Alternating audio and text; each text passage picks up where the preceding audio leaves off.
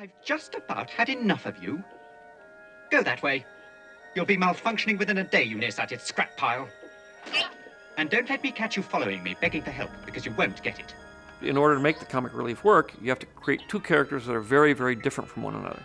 So I made one a little astro droid that had no human resemblance at all, and then the other one, which was a more elegant translator droid that was more anthropomorphic in nature and more programmed to interface with human beings. I am C3PO, Human-Cyborg Relations, and this is my counterpart, R2D2. Hello. And I wanted a very elegant, sophisticated design concept for 3PO because 3PO came from a more elegant, sophisticated environment. I'm not much more than an interpreter, and not very good at telling stories.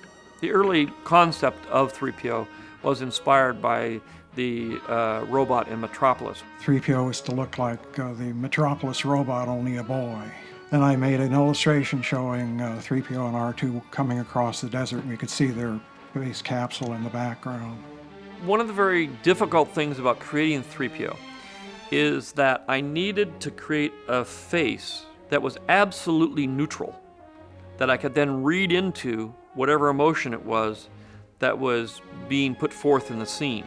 I had a sculptress come in and do a series of heads to try to get to a head that was absolutely neutral and had no emotion on it whatsoever. I wanted all the reactions to be from the environment and the story around it, so that if he was happy, you would read happiness into his face. If he was sad, you read sadness into his face, and it wouldn't be distorted at all by the physical configuration of his face.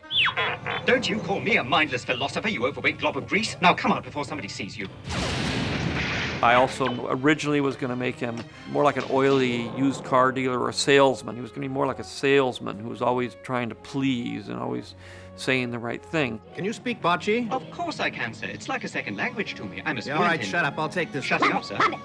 But as Tony Daniels came into it, he was a very good actor, and he had this British accent, and I just fell in love with the accent. I tried to use all different kinds of people. I tried to use the used car dealer. I tried to use the salesman.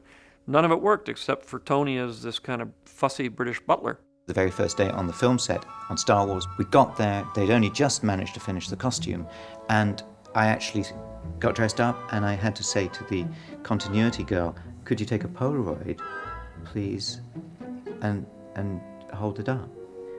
And through the little eyes, I looked at a Polaroid of myself, and that's where I really learned totally what I looked like for the day.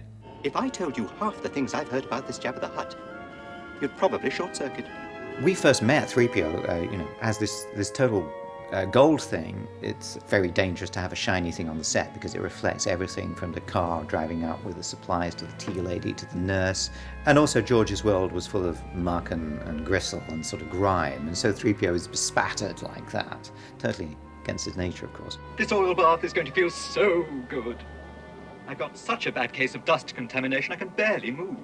He always gets polished up at the end. This started in Star Wars as a kind of end of the play walk-down costume, as you might say. Always polished up brightly.